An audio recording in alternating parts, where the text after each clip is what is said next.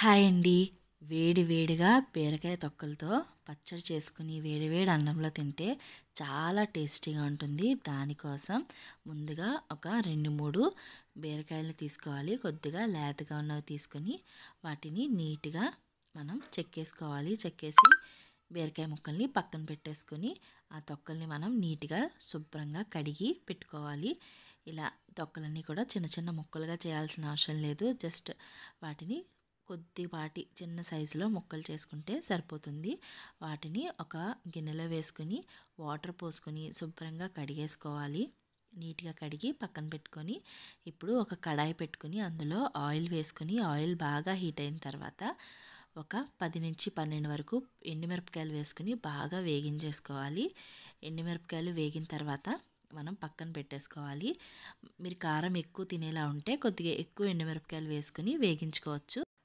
కొద్దిగా పచ్చిశనగపప్పు కూడా మనం ఈ కాగుతున్న నూనెలో వేసుకొని బాగా ఫ్రై చేసేసుకోవాలి. పచ్చిశనగపప్పుని కొద్దిగా బ్రౌనిష్ కలర్ వచ్చేంత వరకు వేగించుకోవాలి. అందులోనే కొద్దిగా జీలకర్ర కూడా వేసుకొని బాగా వేయించి తీసుకొని పక్కన పెట్టేసుకోవాలి.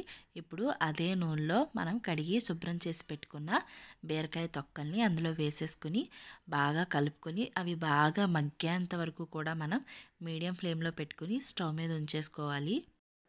బీరకాయ ముక్కలు తొక్కలు బాగా మగ్గిన తర్వాత దానిలో ఒక చిన్న నిమ్మకాయ సైజ్ అంతా చింతపండు వేసుకోవాలి. అలాగే ఒక 2, 3 వెల్లుల్లి రెమ్మలు కూడా వేసుకొని మళ్ళీ ఒకసారి చింతపండు అంతా మగ్గేంత వరకు కూడా లో ఫ్లేమ్లో పెట్టుకొని బాగా మగ్గించేసుకోవాలి.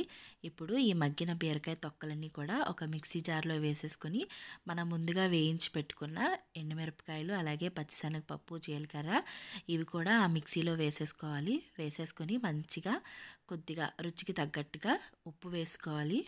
వేసుకొని బాగా ఒక 2, 3 సార్లు మిక్సీ జార్లో మెత్తగా మనం మిక్సీ పట్టేసుకుంటే చాలా టేస్టీ అయిన బీరకాయ తొక్కు పచ్చడి అయితే రెడీ అయిపోద్ది. వీడియోలో చూసినట్టుగా కొద్ది కొద్దిగా వాటర్ పోసుకుంటూ బరకగా ఆడించుకుంటే మనకి మంచి టేస్ట్ వస్తుంది.